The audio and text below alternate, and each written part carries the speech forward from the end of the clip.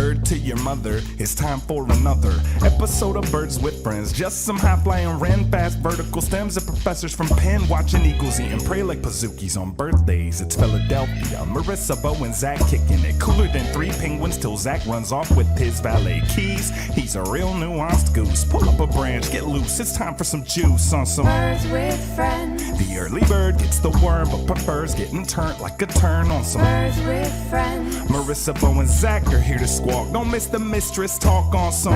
This is what it's all about. We do daily podcasts for like 2.5 weeks during training camp. We got all kinds of time for guests and nonsense. I will open up a 2-hour block.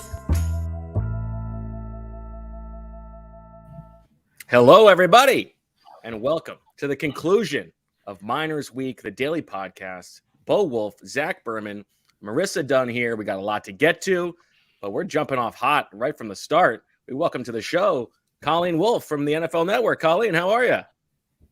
Guys, what a pleasure. First of all, that intro song is incredible. Great job. And Zach, this professional background of yours, it's amazing. Wonderful job. A+ all around. I've come a long way since being on Fox with you. Yeah, being on Fox 29 with you. So, you and me both. Yeah. And now we like actually you've gone a much longer way, I would say. But yes, we like your background as well, Colleen. For the audio listeners, you're just in the car outside of your mom's house. Thank you. Yeah, I'm in the driveway right now at my parents' house. It's extremely loud inside my parents' house all the time at any hour of the day. So the only place that I can get like a little bit of quiet is in the car. So for you guys, live from the driveway.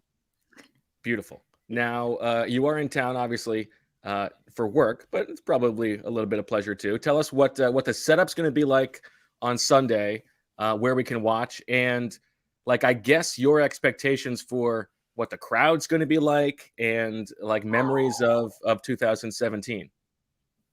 Oh my gosh. All right. Well, I mean, it's so much different, the feeling in general. I think compared to 2017, because 2017 just felt like after Carson Wentz got hurt and Nick Foles was the quarterback, okay, how are the Eagles going to pull this off? And it just kept happening. And so it was more of I hate to say it, like a cliche underdog situation, but it was. And it was like, I couldn't believe that the Eagles got that far, and it was such a wild, fun ride that year. But this year is a little different because how successful they've been from the very jump. So this was expected, I think, by Eagles fans the entire way.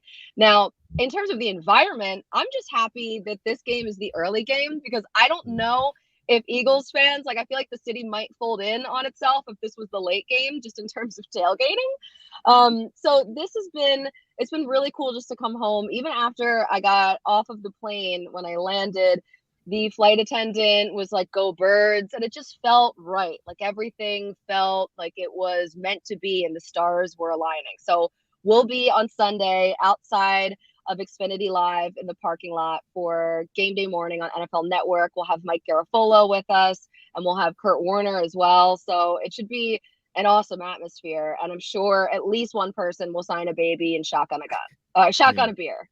Hopefully not a gun, geez. But shotgunning a beer or a wedding, I feel is exactly, or shotgun wedding. We don't want any of that. But we've had a couple times, guys, shotgunning beers behind us, and it really makes for a nice atmosphere, even though the network hates it. That's a perfect transition to what I wanted to ask you. Zach's about to shotgun a beer. that would be a heck of a transition. You have a unique perspective on this, because you're not, just sitting in a studio. You're often remote. You get to see these fan bases. You get to see these stadiums. What's distinctive about a Philadelphia crowd relative to other crowds? It's so funny because, well, one, it's just like coming home. So every time I'm here in Philly, I feel like I'm hanging out with my aunts and uncles and cousins at a Christmas or Thanksgiving. It's just as rowdy. But there's just something that is so special about a Philadelphia crowd. And if you're not from Philadelphia, you don't really think it's special, and maybe it might not be endearing. But for me, it's just the sense of community is so incredible, and the sense of humor that the fans have, it's so good compared to other cities. And I was just up in Buffalo, and that was a great crowd. And to be honest, the Buffalo tailgate reminds me of the Eagles tailgate. I think the two fan bases are pretty similar. And it's like, I wouldn't want to be any other place. I wouldn't have wanted to grow up in any other city, because when I go from stadium to stadium, a lot of times, I mean, even in LA, there's really no tailgating whatsoever. So you really only have a handful of cities that really know how to do it right. Like Kansas City does it right. Green Bay, absolutely. I mean, even Seahawks games are phenomenal, but Eagles games are just different. And like, just the parking lot scene is one of my favorites. And I know I'm just bracing myself for amazing content tomorrow to see. And how will that play? How does that play out with the rest of the crew? Like, Mike is not going to be surprised by it, obviously, but Kurt Right. Warner and the behind the scenes people, what are they like? What's going on? What's that, Zach? I think I said they were all Mike's neighbors growing up. Yeah. Exactly. So Mike knows it well, but I don't know how. I think Kurt Warner might be a little surprised when I put on a soft pretzel sash to make my game pick, and I don't know what else he hasn't seen yet, but he will see it. With the Eagles fans, like, they will check every box that has been left unchecked for Kurt Warner's tailgates will be checked on Sunday. Go ahead, Zach. I'm curious too, from your perspective. You have a good sense of what's going on around the league. What's the overall vibe about the Eagles, about the way teams see the Eagles, about the way analysts see the Eagles? Well, I think all season long, everyone has seen how dominant the Eagles have been. And then even when Jalen Hurts was hurt, it kind of leveled off a little bit. And in the beginning, there were questions about the quality of play, but the way that the Eagles were able to win so many different ways, I think kind of helped dispel some of the issues that some of the analysts had in mind when they were looking at this team. And the way that they're so balanced, they are good on both sides of the ball. And I think the thing that everyone at the network really talks about is the way that this Eagles offensive line is built. I know you are familiar with Brian Baldinger. Like, Baldy just gushes all the time about Jason Kelce. Watching him last week literally put 71's head in his armpit and then just like take him for a ride.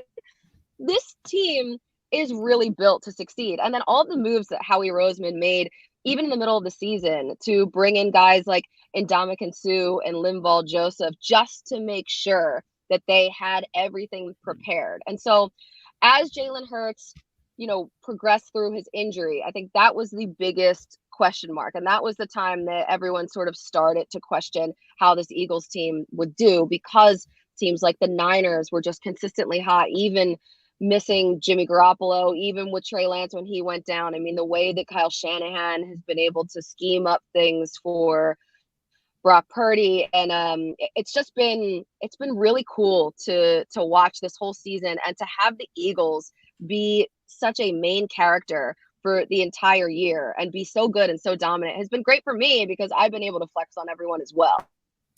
Well, that's important. What's it like when you go home, with the aunts and uncles? Are they as into this team as like the 2017 team? Does Jalen Hurts has this personality where it's like he doesn't show it himself? Have they like fully embraced him? Well, so I was just talking to my parents, and my mom won't allow anyone to watch the game at the house. So she kicks everyone out because she said she has an entire list of things that she can't do when the Eagles play, starting with watching them. She won't watch them. She will just clean the bathroom and then like keep checking in on the score. And then because she thinks that like if she watches them, they will lose, which I'm like, this is a terrible, tortured way to live, Mom. Like, you're an Eagles fan, and somehow you've painted yourself in this corner where you can't even watch the team that you love, but it works, and it's been working so far. So I'm like, all right, well, I guess don't watch them. So there are many rules and regulations among my family, but if you don't follow them, then you're kind of out. Now, one of the I'm sorry, Bo. No, that's tough but fair. I think that's reasonable. Go ahead, Zach. Right. On the topic of fanaticism, one of the cool things about this pod is we have so many transplanted fans, right? Fans who are from this area who now live elsewhere in the country, live abroad even. you've since moved to California. What's it like following the Eagles from afar, outside of your professional obligations, just like the Philadelphia person in you? What's it like following the team from afar? Well, it's been really cool because I feel like the farther I get from the team, the more I want to be closer to it. And so when I can watch the game, it's almost like I feel like I'm going home. Like it feels like a trip home when I watch the Eagles, and especially if it's a primetime game in Philadelphia and you get all of like the Philadelphia shots. John, my husband, Gonzalez, for your listeners who don't know, I mean, we will sit and watch that and just like drink it in. And it's funny because we've collected so many friends in LA that are from Philadelphia.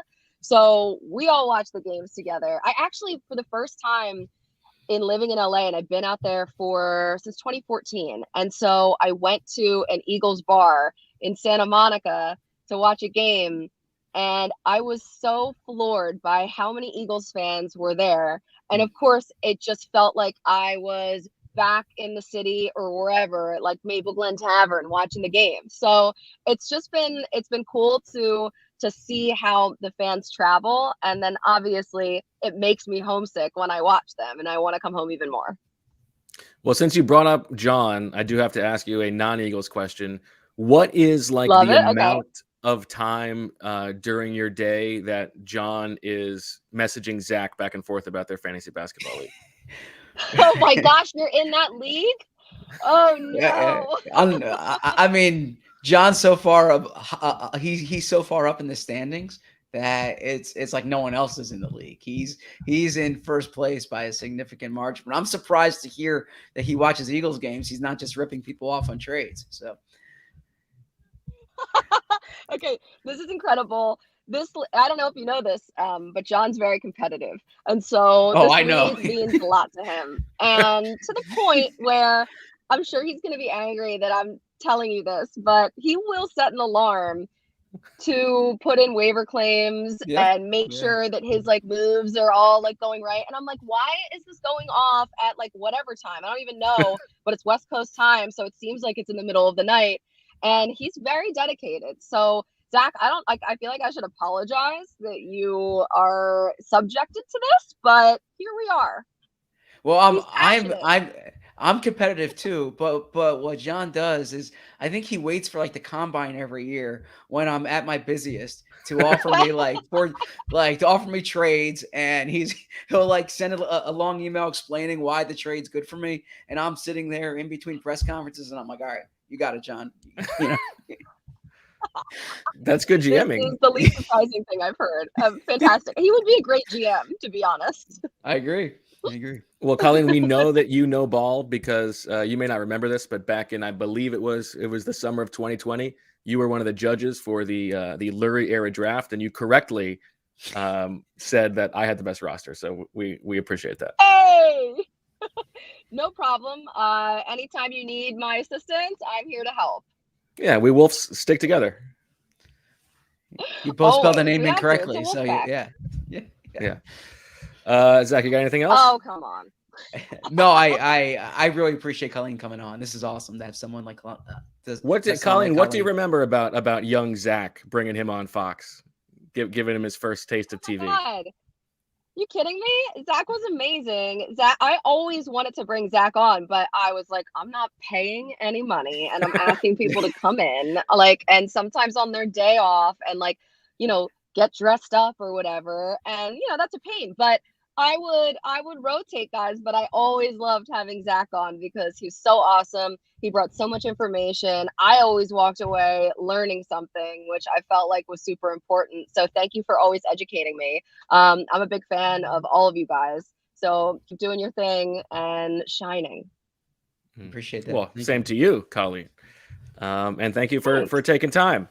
We'll be back with a little bit more after this break, and watch Colleen Sunday morning on NFL Game Day morning. And if you see her aunts and uncles around town, give them a go Birds. Thanks, guys. Thank you. Now our next partner is a pretty cool product. Let's talk about Athletic Greens. If you're looking to get better gut health, more energy, and a stronger immune system in a really easy, natural way, you've got to check out Athletic Greens. I'm sure you'll all agree that most of us are not huge fans of having to take a bunch of pills or vitamins in the morning, but with Athletic Greens, you can get rid of all those extra vitamin bottles and finally get some room in your cabinet. Athletic Greens is an all-in-one solution that actually tastes pretty good.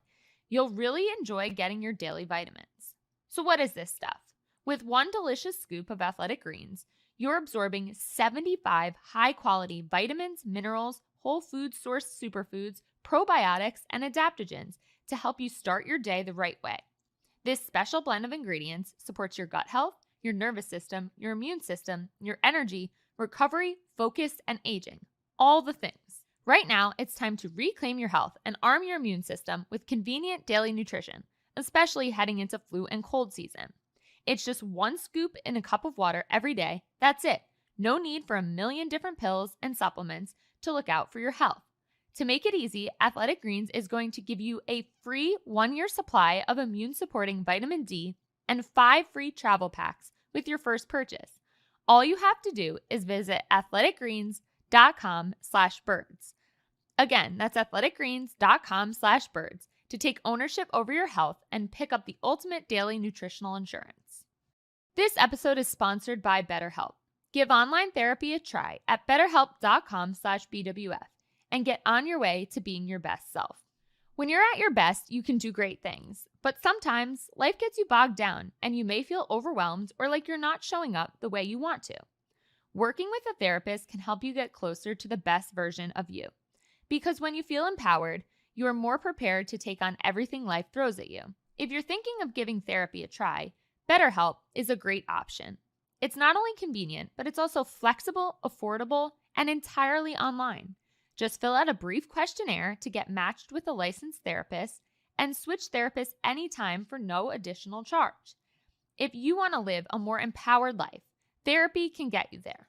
Visit betterhelp.com/BWF to get 10% off your first month. That's BETTERHELP.com/BWF. All right, back on Birds with Friends. Bo, Zach, and Marissa, thanks again to Colleen Wulf for stopping by.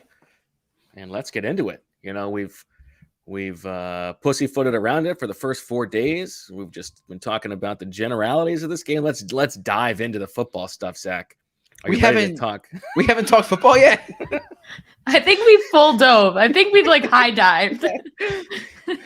I think the only thing we haven't discussed is special teams, and Bo wrote about it today. Yeah. There you go. Special teams. Read about that on The Athletic. Some things that I found out this week about their turnaround. We'll see how they do on Sunday. Don't miss Zach's story on noted comedy fan AJ Brown. You guys were just exchanging bits back and forth, it seems like. I wish. No, AJ. So he shares on Instagram a local content creator who I'm Malik Joe who does these videos about AJ Brown being open, among other things. Is it Malik Joe or Joe Malik? It's Malik Joe. Okay. So I asked AJ about this a few weeks ago, and he had a good, he's able to laugh at himself. He really likes the videos. He shares it. They actually met in person at the Week 18 game. So I kind of used that to try to get you into AJ's personality about always thinking he's open. And which, by the way, I said this on the pod the other day. I don't think that's a bad thing. I think that's the way the great wide receivers are wired. So check that out on The Athletic today. And then also, quick thing, check out Zach Jackson. He has a piece on Mount Union, on the Mount Union pipeline. Nick Sirianni mentions Mount Union all the time. Had 2 Mount Union references yesterday. I'll count the amount he had today. But Zach Jackson did a good job showing you that. And, of course, it's relevant also because of the Iowa State connection this week. And Matt Campbell, who's Brock Purdy's coach, was the roommate and teammate of Sirianni's at Mount Union. Yes, Peter Schrager told us all about it.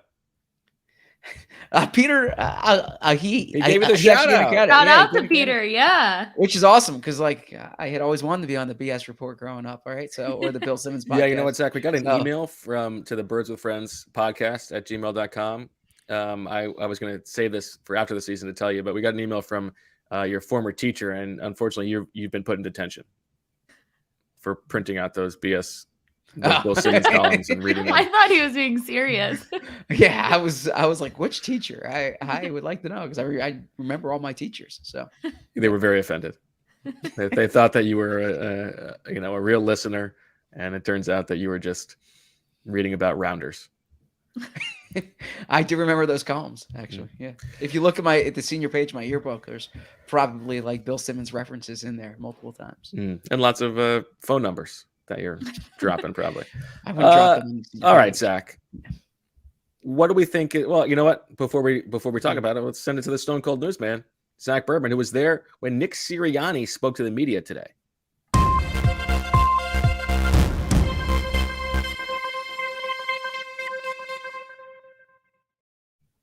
The Eagles had their final practice of the week at the NovaCare Complex today. Nick Sirianni spoke before practice. Jalen Hurts spoke after practice. Not much as far as news updates to go. The Eagles are, I would say, it's a normal week. They could be completely healthy. Nick Sirianni spoke a lot about his messaging to the team, and last week they focused on what they were good at. That was a big message. Sirianni didn't want to give the complete message away this week, but one thing that came up was that they're playing against a tough football team, and it's going to require toughness to win this game. That the Eagles believe they are a tough football team. Toughness is something that is a point of emphasis this week. One quick housekeeping item here, and this was asked by the Athletics Bo Wolfe, was the new overtime rules. This is something to monitor because we haven't quite seen it yet, right? But it could come up in that both teams have possession in overtime. That was changed this past offseason. And that's relevant because if you win the coin toss, the strategy could be different than during the regular season. And this is something that the Eagles have studied, that they've discussed, and they have a plan in place should it come to that. Back to you in the studio, Bo. Thank you, Zach. I'm sure that is a topic that our next guest, Deniz, will want to talk about at some point and has some thoughts on. But Zach, what would you do? Would you take the ball or would you kick it away in overtime? I would kick it away. I think so, knowing too. that I'm getting possession, I would want to know what I need to do in that case, right? And you would get the benefit of 4 downs to get it. Yes, and you could potentially have the benefit of field position as well, right? Well, yeah, I mean that's the least important consideration. But no, I mean if you kick the ball out of the end zone, they get it at the 75. I'm sorry, they get it at the 25. So, yeah, if you can force them to punt, you force them to a long field goal, right? It changes. Well, if you force them to a long field goal, what does that have to do with field possession? Then you're no, but I'm saying they could miss the field gool. Okay, yeah. A long field goal that they miss, you could get favorable field position. Yeah, I think you take it second because then they don't have 4 downs on their first possession. Yeah. Theoretically, you do. You know what you need, and then if it's touchdown, you probably go for 2 to win it. You brought up the first 2 points, so I was just bringing up a third point there. I wasn't saying field position is the priority, but yes, I would. I mean, it's not apples to apples to college overtime, right? But in college overtime, you often take the ball second, so you know what you need, and that's kind of the way I would approach it in this situation. Okay.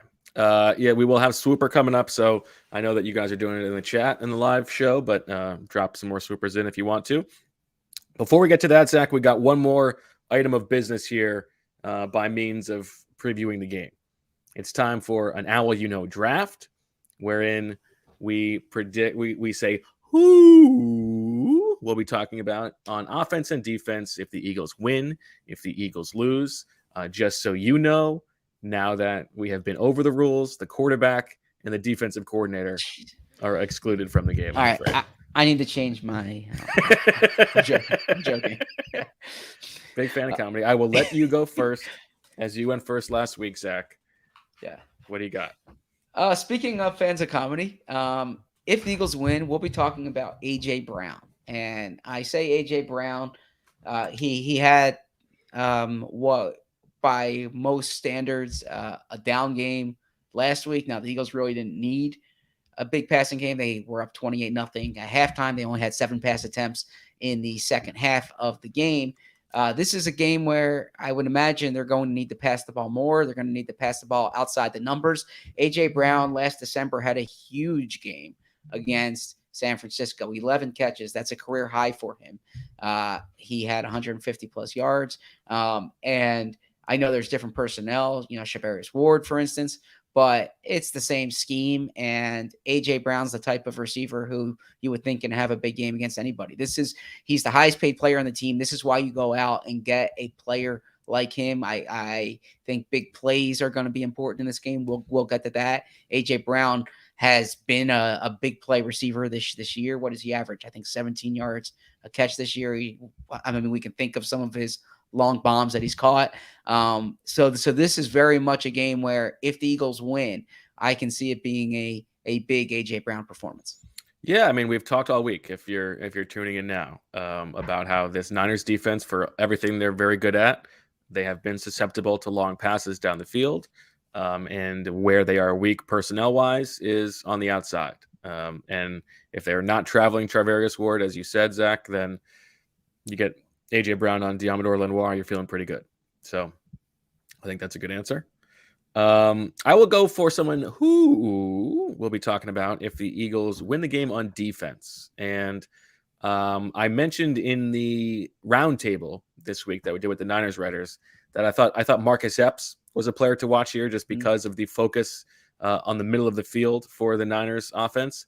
It's his birthday today, by the way. So shout out. Happy birthday, Marcus Epps. You can read about him and his gym on The Athletic in a story by Zach Berman. But what I'm doing here is mentioning Marcus Epps so that I can stake claim to him but not draft him for vintage this. bow move. And I'm going to stay in the middle of the defense.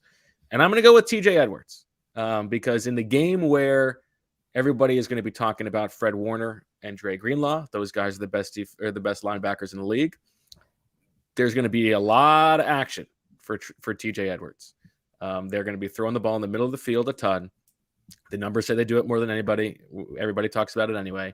I was talking to TJ Edwards today. I do the thing at the end of the season. Give me like your best play of the season for everybody. And he's saying, I don't have one yet because like I've been feeling really good about the job I've been doing in pass coverage. And I've dissuaded a lot of throws, but I haven't gotten that play yet.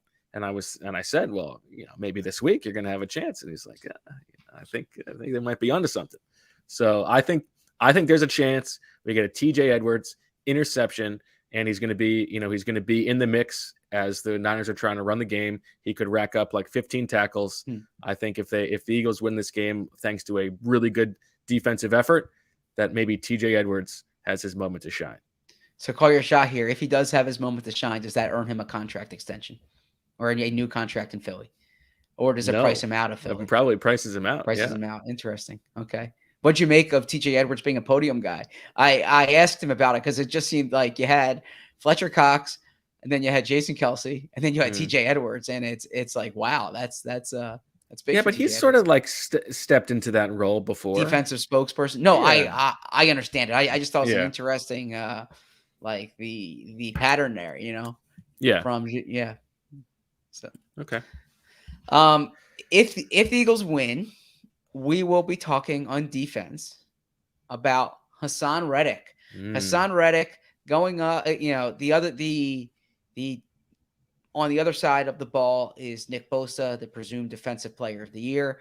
Hassan Reddick had 16 sacks this year. UConn goal 2-2. They're playing Maine. Yeah, dynamite drop in. Yeah. On fewer pass rush snaps. He's not a finalist for defensive player of the year. He's going up against Mike McGlinchey, Philadelphia native, likes D'Alessandro's, but I don't want to say he's a weakling because I think he's a good player, but he's there to be had. Yeah. And, you have a speed rusher going up against him here. I think that's certainly a matchup to watch. Hassan Reddick has been playing well. Had a sack and a half on the opening possession against the Giants, on the first drive that the Giants had. He was scorching hot late in the year. The defensive player of the year in December, had that sack streak that probably should have, like week 18, he did not get a sack, but don't you remember he hit Davis Webb a few times. And there could have been sacks. So Reddick's been awesome. If the Eagles win, I think Reddick remains awesome. I think that's a good one. I think the path to victory for the Eagles could certainly include harassing Brock Purdy, and you would imagine that Reddick has the best chance of doing that. I also appreciate the game theory of you drafting something I've already drafted, which leaves me more opportunities, more options. Thank you. Wait. What do you mean? Something you already drafted? Well, defensive win. Oh, okay. So now Sorry I get to about choose. It's good. No, I appreciate it. This is nice. Honestly, I'm not playing this game against you. I'm playing this game. I'm trying to use this as a way to talk about. Yeah. So am I. About players. You're trying to use this to beat me. So yeah. Por qué no los dos? All right. I'm gonna go with, if the Eagles lose this game on offense, someone who we'll be talking about. I'm a little bit worried about the Miles Sanders ball security. In a game where, any turnover is going to obviously make a huge difference. He was so good all season, and then he had that little blip. It's something that's nagging on my mind a little bit, and I think they're going to try to run the ball on this number 1 ranked Niners defense, and not shy away from that. And I think he's going to have some opportunities, but it's just, I don't know, it's just a one bad feeling that I have. I think Miles Sanders could very well have a great game and prove that he's a better pure runner than Christian McCaffrey, as we've all been saying. But it's just something that's on my mind. Okay. If the Eagles lose this game on defense, can I go? I mean, you used 2 guys before. Can I use one of them? If the Eagles lose this game, we'll be talking about Marcus Epps. Okay. And I'm going with that because, as I said, I think the middle of the field is a potential vulnerability for the Eagles. That's where the Niners like to that's where they can really do damage. They put a lot of stress on you in the middle of the field. I think Marcus Epps is somebody who, we gassed up, to use the term that Sheil used to tease me for, or he teased the way I said gassed.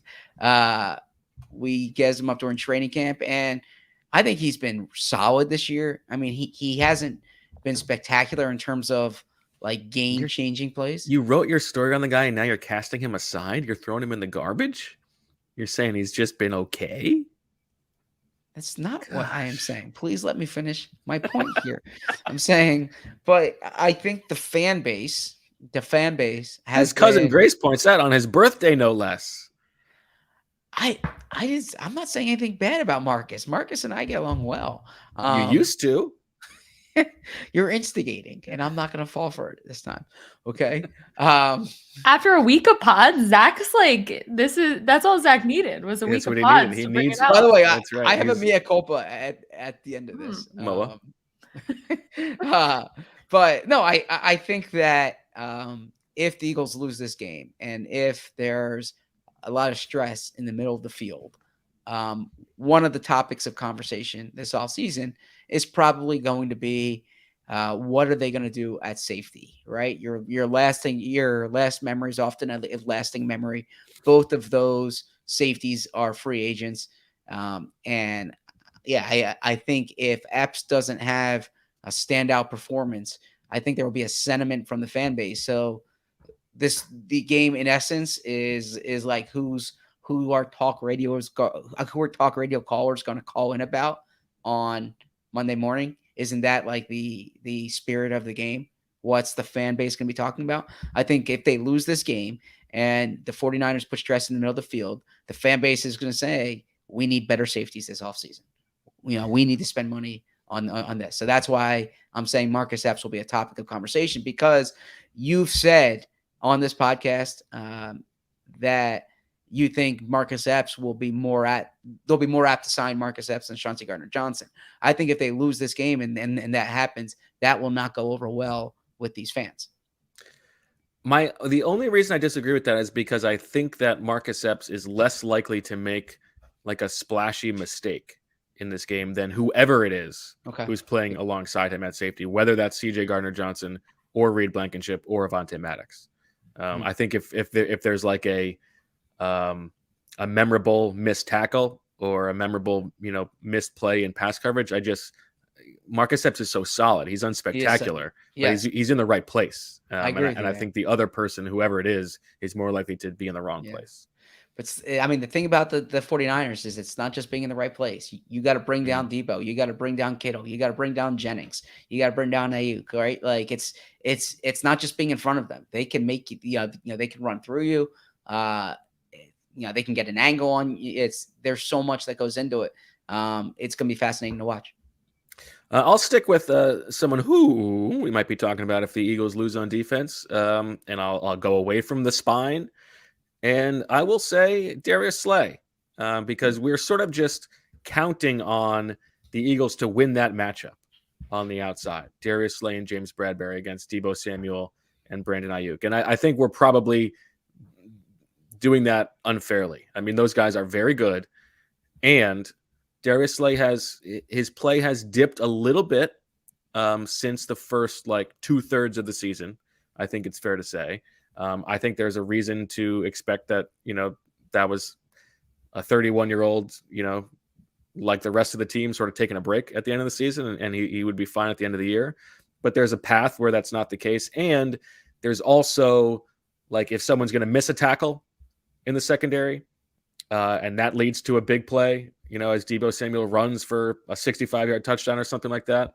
If it's not a safety, I think that Darius Slay is a possibility for that.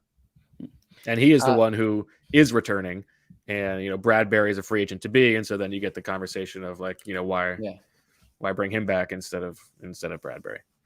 So I have a creative one here that I don't know if this will qualify. We'll be the judge of that. All right. As you often are, right? That's right. I don't know if this will qualify. So, I mean, honestly, correct me if this won't qualify. But I think, and this plays off of yours, if the Eagles lose this game, I think we'll be talking about Kenny Gainwell on Monday. And not necessarily Kenny Gainwell because of the way he played one way or the other. We'll be talking about Kenny Gainwell because the topic of conversation will be, can the Eagles have Kenny Gainwell as their starting running back? Is he good enough to be that guy, or do they need to upgrade at this position this offseason? Should they pay Miles Sanders? I think running back is going to be a big topic of conversation among this fan base whenever the offseason begins. And I think Gainwell is going to be pretty high. He's going to be a polarizing figure is my guess, because I think there will be people who say, oh, well, you saw what Gainwell did in that playoff game, and maybe he makes a few plays in the championship game, give him more of an opportunity. Or it could very well be what Corey Clement was in 2017, where it's a real good complimentary back, but you don't want him atop the depth chart, right? So that I think Gainwell could be a topic of conversation because, especially let's say the Eagles lose and Christian McCaffrey has a big game and Miles Sanders doesn't have a big game. This city loves running backs, and that could be something that they discuss. Who's the running back next year? Does that qualify? It qualifies. I think it's a fair point. I do it's a funny scenario. Yeah. No. Okay. I think it's a fine answer. Okay. It's just a funny scenario where the Eagles lose the NFC Championship game at home, and everybody's calling into WIP on Monday morning and saying, "What are we going to do with Kenny Gainwell?" But I like it. Well, okay. Yeah. Also, Kenny Gainwell is not going to be the number one running back next year. There's but there very well could be. But let's say all right. Let's workshop this. Let's say they have Gainwell and a third round pick. Yeah, and it's a committee backfield. Yeah, that seems reasonable.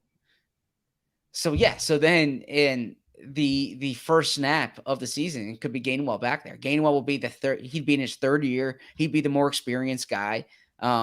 that third round pick, unless they spend one of their picks in the first 2 rounds on a running back, then a guy you draft round 3, round 4 is probably not your day one starter. It's probably Gainwell, who's your day one starter. So every Eagles fan who plays fantasy football is going to want to know, which Eagles running back should I draft? And it's going to be... those conversations begin Monday morning. Well, so here, let me... I already used AJ. No. But I'm saying I already used AJ Brown. Okay. We can't use Jalen Hurts. I don't think, even if Nick Bosa has a big game, I don't think anyone calls in complaining about Lane Johnson. I don't think people call in complaining about Jason Kelce. I think those guys are almost untouchable in this city. Maybe if Jordan Mailata has a bad game, there's conversation there. I was going to go with Quez Watkins, but it would just seem like such an odd thing to like say we need to upgrade our number 3 wide receiver this offseason, right? I think that the topic of running back is going to be a big one. And oftentimes, by the way, the day after a loss, the conversation immediately shifts from blaming or complaining about the loss to what do they need to do next season. That's fair. Yeah. So that's I would guess that the number one conversation once people spin it forward is going to be, when do you pay Jalen Hurts? Sure. Yeah. But yeah, that's fair. All right. I'll close it out with someone who we will be talking about, if the Eagles win on offense. You said it already just now, but I think it's going to be the tackles. I think if Lane Johnson and Jordan Mailata can combine to shut down Nick Bosa or, really quiet him from making a big impact on the game, that will be a decisive victory for the Eagles in the trenches. Their offensive line wins against the Niners defensive line. They give Jalen Hurts time. They are able to run the ball on this number 1 ranked run defense. And once again, Howie Roseman has gotten the Eagles to the Super Bowl by building through the trenches. What was your mea culpa? So the other day on the pod, I was trying to be, I don't know if I would say funny or like tongue in cheek. I said that I want to be buried. I want my funeral to be the day after I retire. Okay. It's basically, you're going to walk this back. I was simply trying to suggest that I love my job. Right. I'm passionate about what I do. I'm not counting the days until retirement. I really enjoy this work. It stimulates me. It invigorates me, so on and so forth. Okay. I certainly don't want to give the impression that I'm this miserable human being who has no, That was no one took that impression. I've gotten some messages, and Emily's heard some things too about it. And I'm like, no, who has gotten to you? The impression was not that you were a miserable human being. I thought it was deeply sad to some degree. But we did press you on it. You had a chance. It seemed like you were saying exactly what you meant. Yeah. All I was saying is that this is not something that I'm clocking in and out of. I'm really passionate about this. That's all I was trying to suggest. I don't think that it really surprised me either that you said that. That's exactly I think right. Yeah. everybody knows how much you love your job, and yeah. Okay. I think it wasn't a surprise that it came from you. So all right, fair enough. Fair enough. So mea culpa not accepted. Okay, rejected. Okay. All right, Marissa, do we go to another break, or should we just bring in the man himself? I mean, he's ready, so I think we should bring in ready. Our Welcome guy to the show, Deniz, the professor. Back. You've made the intro song, Deniz. I couldn't believe that. I was so I had to rewind and listen to it again to make sure I heard right. I think you should play it for your class. One of the greatest honors of my life. It's first page of the CV. It was awesome. I was really, really happy. All right. I'm saying that sincerely. The first page of the CV thing might have sounded like a joke, but I'm like I was actually very, very honored. It's awesome. How are you? How you feeling? What's your I'm doing good. We've been here. It's the 5th NFC Championship game that I'm getting to go to. Got to act like you've been there before. And so, yeah, I'm good. Locked in. Okay. And what's up with Feldman these days? Feldman's doing good. So the strategy this year, so just to take you through my thinking here, Emily, my wife, and I started dating in 2001. And in 2, I took her to the NFC Championship game against Tampa Bay, and she got to see the way I reacted to that. And she didn't break up with me, and so that was the ultimate, like, okay, like, if you can handle me at my lowest moment, was that the lowest moment? If you can handle me at my Tampa Bay- ronde, then you can. Yeah. I Was mean, Tampa if you Bay can the handle lowest me moment? while I'm like smashing my, like my radio after the game at the vet, you can probably handle me at any other time. Up in section 707.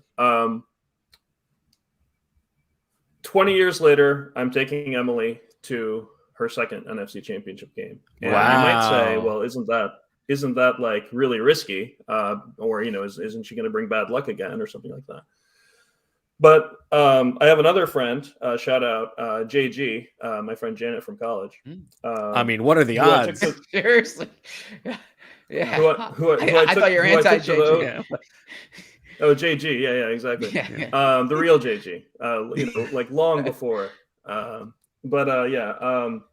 took her to the 2003 championship game to Carolina, and I got to blame her for that loss for 14 years before taking her to the 17 one, which More she mistress obviously talk. won. This is good. And so this is allowing It's not funny, this is by the allowing way. Emily. This is that got in the song too. I saw. Yes. But yeah, the which I'm sure Zach loves every episode. Yeah. Yeah. But yeah, no, It's- Emily. it's a weird one to have Emily to gets her explain. pants, Yeah. and then Feldman. Feldman is waiting in. We'll be waiting in Arizona for the Super Bowl. We have our tickets for that. So He's already sitting in the we have a stands. full plan. There's no use in winning this game if you don't win the next one, right? So. That's right. Yeah. All right. Well, it is time to turn our attention to the main event. Forget about Sunday's action. This is what it's all about. Marissa, hit that drop. Zach, start us off. 5. What? Wait. Deniz just ruined Zach's weekend. Swooper. Oh! I All right. Before Okay. we get to Swooper, though, I feel like I, as my producer duties, have to mention that we just saw on Twitter, Pelissero said it looks like D'Amico Ryans is the front man for the Texans job. Wow. So that means JG might be Yeah. staying. Because So- he has not interviewed this year for any of those Anywhere other 3 else. openings. Yeah, so there are rumors that he could be a late addition to the to the Cardinals opening, but that he hasn't interviewed elsewhere. So real quick, I would say, and I said this last year when that Texans job was open, D'Amico is such like a slam dunk there. He's qualified as a coach. The narrative is present. I mean, he's one of the great players in Texans history. It's the type of move that will go over well in a fan base, that will go over well in a locker room. In my 11 years covering the team, D'Amico Ryans was the player I've covered who most screams future head coach. So that would be, I'm not involved in the interviews, but that would be a good hire if they did it. And that would mean, by the way, that I think both Eagles coordinators would return, because now that Shane Steichen did not get the Panthers job, I'm not sure he's going to get another job. I And think he I thought- interviewed in Indy, but has not been Yeah. for a second interview. he interviewed in Indy and in Denver. Now he can't get a second interview yet until Monday. But Indy and Denver are the other ones involved in the Steichen one, and then Gannon is Houston. So if he doesn't get Houston, he'll be back. Much to If Professor you're a fan Summer's of chagrin. D'Amico Ryans, like I am, I mean, D'Amico Ryans was one of my favorite players when he was here. You might hope for his sake that he doesn't. I mean, he deserves better than being the coach of that organization, right? Where it's going to be really unlikely for him to be put in a good position. At least. But none of the other jobs are great. I mean, yeah, I don't know. Yeah. Well, that just came down on Twitter, so I wanted to. That's a great drop in, Marissa. Thank you very much. All right. We get to the action. Marissa somehow has sneakily, thanks to me, gotten to 6 points on the season. I have 8. Zach has 4. There are 7 points up for grabs this week. A 3-point carryover from last week's tie. 4 points for this week. So if any of us wins this week and the Eagles lose, obviously it's over, but anybody can win. And if I win it's over. Nobody can catch me in the Super Bowl. If either of you win, the game is still alive if the Eagles win and we move on to the Super Bowl. Zach, you have the most turkeys available this week. You have 35 turkeys. That's one more than I have. I have 34. Marissa has used all of her turkeys, so she has just 24. I have a potential of getting some turkeys back in the Super Bowl if the Eagles wear white turkey or wear white turkeys, if they wear white socks on Sunday, but we won't know about that until later. Deniz, is there anything that I missed before we start the proceedings? I think that's right. Eagles went against the night game, day game sock pattern in the last game. Yeah, what a surprise, huh? That was crazy. I couldn't believe my eyes. All right. I believe, Zach, it is your turn to go first this week. So I need to stay on brand here and have themed entries, right? But I'm gonna have entries that are probably a little more plausible, I think, than one of the criticisms. I saw it in the comments that were posted on last week's show, and I think it was a fair criticism. Was that like mine have a very unlikely chance of happening when I do the themed ones, and so these I think aren't as implausible. They're not likely, but they're not implausible. So the first one is that the Eagles have a first quarter takeaway. Okay. Referencing of actually, no, let's make this a first half takeaway. Would that be? Well, yeah, that would probably. It's your thing. Yeah, San Francisco is. I mean, they lead the league in turnover differential. They generally protect the ball. So I think first half takeaway. It's still applicable. It's referencing of course the Patrick Robinson interception, which occurred in the first quarter, the second drive of that game against the Vikings. But a first half takeaway, and I will start the bidding at 2. 3. 4. 5. 6. Wow. Do I hear 7? 6 going once. 7. Yes, Zach. Main score. Do I hear 8? There's right. 7 going once. 7 going twice. Roll to Zach. Nice one, Zach. I don't know. I mean, what are the is that a bad play, Professor Soman? He's not here to. Yeah, I'll save mine. I'll save mine. Okay. All right, I'll go next. Before the show, I sent Deniz 3 predictions for what Zach's Swooper suggestions would be.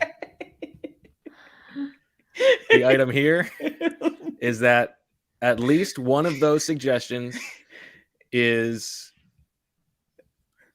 a good call. We don't, maybe not exactly worded the exact same, but we can all appreciate the fact that it was correctly predicted. Was the past one of them? I can't say that. Yeah. But I will start the bidding at all his turkeys at 5. Oh man. This is a good one, Bo. Well played. This is well played. Deniz, give us some eye signals over there. This is fantastic. This is known as a common value auction with incomplete information. When one of the bidders knows more than the other, the question is, do you want to try to beat them at that auction? And the answer is usually no. Okay. So, but that's just not always the case. And unless you want to bet major bluffing going on. So yeah, unless you want to bid him up, right? So I'm staying out of this one because I usually mess these up. So I'm going 6. Yes, Zach. 7. Wow. Do I hear 8? 8. 8. 9. How many turkeys? I'm sorry. How many turkeys did Bo come in with? 34. 34. And I came in with 35, and I'm down to 28. I bid too much on the first one, huh? You're at 9. 10. 10. I got some weird lighting coming in into my office right now. 10 going once. 11. 11. I assume you already won this one, right? But I'm not. I feel like I'm thinking back, Zach, when you read that first swooper, that he like gave like an eye. Like yeah. I mean, that's the most iconic play from that game, right? So, so I could go up to 12, but then that would bring me down to 16 turkeys with a lot left to go, and I might need volume here. So I'm going to cede the point here to Bo. Bo gets All at right. 11. 11 going once. 11 going twice. Sold to me. Okay. All right. The home quarterbacks, Jalen Hurts and Patrick Mahomes, throw for more yards than the away quarterbacks, Brock Purdy and Joe Burrow. Or I guess we can put an asterisk. Chad Henne. Yes. Yeah. Yes. The home quarterbacks throw for more yards More than yards. the away quarterbacks. Okay. Mhm. And what are you going to Yeah, start not the just bidding those at? guys. I'm going to start the bidding And at it 2. has to be quarterbacks, like in case Nick brings up the Good fully question. special again, like he did last year against San Yes, Francisco. quarterbacks. Yes. Okay. 4. 5. 6. 7. 8. 9.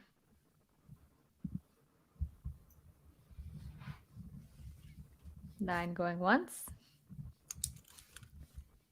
9 going twice. Oh, that's a good win, Marissa. Sold to me for 9. Okay. That's a good one. That is a good one. All right, Deniz. All right, item 4. So I'll set this up again with some of the stuff that I've been wanting to get off my chest about this game. I saw on Twitter earlier this week that the Eagles have tried more deep shots, meaning 20-plus air yard passes, on the first drive of the game than any other team in the league. Where did you read that as a possible nugget? Where should I have read it? I'm going to be like Zach. That's a right Norv Turner, Shane Steichen. Oh yeah. That's right. Yeah. I actually did read that. Sorry. Wasn't very memorable. Yeah. No. I mean, yeah. It was all related to that, but that was longer ago. Yeah. So yeah. And so I looked at my film notes to see if I could actually find those real quick without having to actually go back and look at the things. And not only were there 9 out of 18 games, but 8 of them have been since the bye week, which makes me think that that might have been one of those. So there's only one before the bye week, and then after the bye week, like starting in the very first game, it started with a bunch in a row. So it makes me wonder if it was one of those self-scouting things that they were like, let's do this. The pattern. So there have been 8 of the last 12 games this has happened. Of the 9, by the way, 7 of them have been successful, either completed passes or pass interference penalties, which gives you the same yards. And some patterns. Most of them are on second and long. Only one of them's on a third down. 6 of them are to Devontae Smith, usually on a post route. So that's the pattern. And it's not going to be easy to do this against San Francisco. They're first in the league in early downs. Easily the best in the league at preventing first downs on first down, preventing first downs by second down. They're actually much worse on late downs. They also allow the lowest explosive play rate in the league.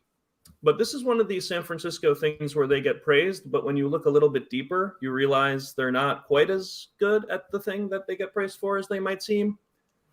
The explosive rate stat at which they're first is when you do the 15-plus passes and 10-plus runs. But it's the runs that they're really good at preventing. They're actually middle of the pack when you do just passes. And they're dead last in the league at allowing 50-plus yard completions. They've allowed 8 such plays. Look at the tape from last year. Quez Watkins beats Lenoir, who's starting in this game, on the famous 91-yarder. And then the very pass before that in that game was a 38-yard touchdown to Jalen Reagor, beating Lenoir as well, except that he stepped out of bounds, so it didn't count. Yes. But when you look at the play, like it was the same kind of thing. D'Amico Ryan spammed the Eagles with man coverage, cover 1 blitz in the first half of that game. Like it was like almost, more than half the plays. I don't think it'll be like that this game. But they do play a lot of cover 3. It should leave the outside corners on islands at times. And so it is something that the Eagles could do on the first drive. Okay, so here's the swooper. This is going to be, this is the first. We're going to try this out. A double Dutch auction in which there are technically 2 items. So there are 2 points up for grabs. I'm going to count down. Wow. I like this. And there will be 2 opportunities to yell swooper. Okay? The first swooper, whoever yells swooper first, wins the item. The Eagles attempt a deep shot on the first drive. 20-plus yard pass. 20-plus first drive of the game. First drive of the game. That's what all these stats were about. So yes. Okay. First drive of the game. Just making sure. The second person to yell swooper, and it could be the same person. You could try to win both. I'm going to keep counting. Like after someone says swooper, I'm not going to stop. I'm going to keep going. The second swooper is the Eagles succeed on that deep shot. So the first one's more likely than the second, obviously, which is why it's more expensive. So that's why we're doing it in that order. Oh, so you have to pay double. If you win both of them, you would have to pay both. Yeah. Okay. They're 2 separate items. Okay. And we're measuring it by air yards. Right? 20-plus air yards. Yeah. But so but, I'm sure but your true media or whatever will have. Yeah. Okay. Now that I know your son's middle name, Zach, I feel like I'm 1 letter closer to guessing the password, but I'm still not. That's the kind of stuff I don't like. That's why I don't. Yeah, that's why I don't like to give it out. Yeah. Okay, are you ready? What am I counting from? What's the 28 is the most that are left, which is Zach. Okay, so I'll go quickly from at the beginning. Okay. 28, 27, 26, 25, 24, 23, 22, 21, 20, 19, 18, 17, 16, 15, 14, 13, 12, 11, 10, 9, Swooper. 8, 7. Oh no! No! You got. No! Yeah. No! Absolutely. No, you got it at 9 and 7, I think. I wanted to make sure he recognized. He did say I'm going to keep counting down. That's fine. That's a fine bet. Yeah, honestly, like I was about to do it too, Zach, because I'm like, what the heck? Okay. It's under 10. So yeah, you get 2 points. I heard 8 and 7. I heard 9 and 7. What I got. It amounts. Maybe the chat can say better. Let's go. It was like immediately after, I thought. Yeah. I kind of thought it was 9. The first one was definitely okay. No, 9. You might be right. Professor Selman. It's Professor Selman's item. He heard 8 and 7. Yeah. You can't. No. But you can't adjudicate I'm sure it now. The first one the chat heard better than me because I'm focused. Everybody on I'm the also chat focused on like making sure. And I was willing. I was going to go at 8, and so I know that you got it at 9. Okay. Yeah. So 9 and 7. 9 and 7. All right. That's not that bad, Zach. You still got 12 turkeys left. I know. I didn't. Okay. All right. For our audio listeners, Zach is clearly frustrated. No.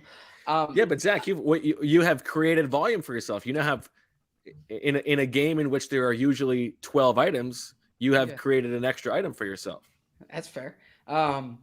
So if it's successful, you get 2 points on one thing. This is a huge opportunity. Yeah. So credit here to Professor Selman, by the way, because so I asked Shane the other day in the press conference about early shots, right? And I mentioned this stat, and a reporter texted me later in the day and said, "Where'd you get that number?"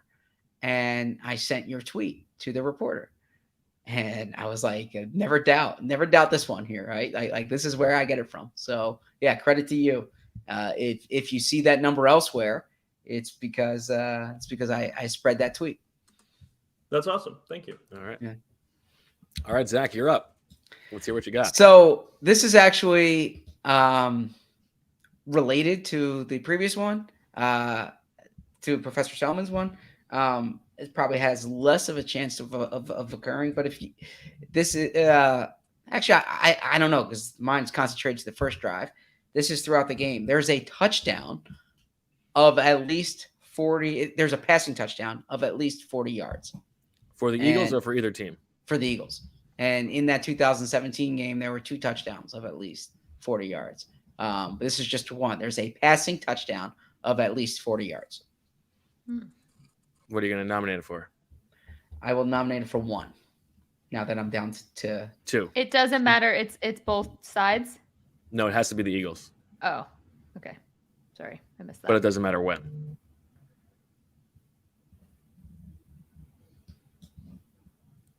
I'm 2 going once. I'm not in on this. 2 going twice. 3. 4. Do I hear 5? 4 going once. 4 going twice. Sold to me. Okay. So Has to be a passing touchdown, though. Has to be a passing touchdown. All right. One thing that we haven't talked about on the show that I wrote about, Zach, that I think is an aspect of this game, and maybe Deniz would agree. 12 personnel for the Eagles against the Niners. We talked about the Eagles have the best passing offense in the league out of 12 personnel. The Niners' defensive splits are interesting, and they're a little bit counterintuitive based on what you might think about their linebackers. Against 11 personnel, they've got the best defensive EPA per play in the league, and also the best defensive EPA per rush by a wide margin.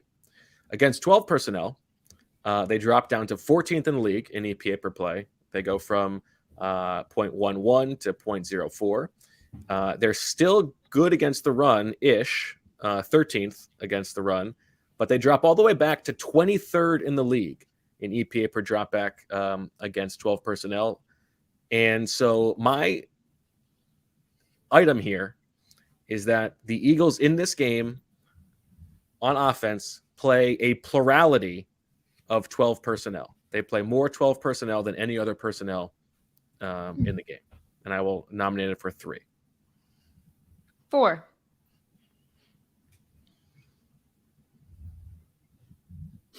Last week, the Eagles played more 12 personnel than in any other game all year. Yes. 28. And it was still not the plurality. It was still not the They plurality. played 33 of 11. So just for Okay. reference. All right. I'm out on this one. Do I hear 5? 5 going once. No. 5 4 going going twice. Oh, 4 no, I going said once. 5 before. No, you said 4. Yeah, Marissa's at 5. Oh, No, you're at 5? I just said, do I no, hear I'm 5? at 4. Oh. Okay. Oh, Yes. you're at 4. Oh, I mean, but okay. if you want to pay 5 for it, that's fine. No, I trust you. Zach, he did just say 5. Maybe he Yeah. You can't bid yourself up. Uh, 4 Zach, going once. I'm the only one who's held accountable for my words, right? 4 going twice. Yeah. There are rules. Sold to me accountability. for 4. Yeah. That's Bo makes the rules. Come on, Zach. We should know better. I mean, Bo is very much the what's the expression? Rules for thee, but not for me, right? That's This is an entertainment show. I love it. Just for I reference, think I think I might have bid 5. yeah. I don't think so. I think Bo opened at 3. Didn't Yeah, he? someone is saying in the chat that I opened at 3. Marissa said 4. Oh, and I said 5. okay. I think Yeah. that is what happened. Okay. Yeah. Okay, so I'll take it for 5. Okay. Okay, so You that's just my I can't bad. just bid up myself. That's all I was arguing about. Okay, so I have This I have is 14 a turkeys left. Zach-esque. This is a Zach-esque item, by the way. In the sense that in the 36 games under Nick Sirianni, this item would have hit one time.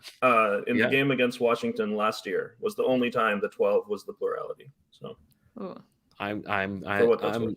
in the words of someone else, I'm expecting a bespoke game plan here. It would be awesome if this hits, because it would almost definitely be a win if that's the case. Yeah. Or like 3 of the wide receivers break their legs on the first drive or something. Like that's the only other way it could happen. So.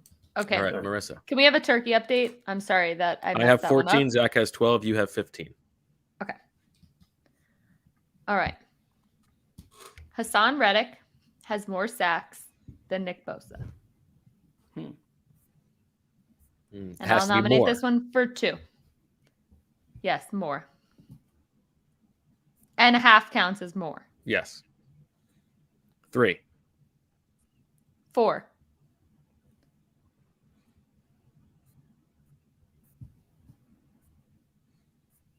4 going once. 4 going 5. twice. 5. 6.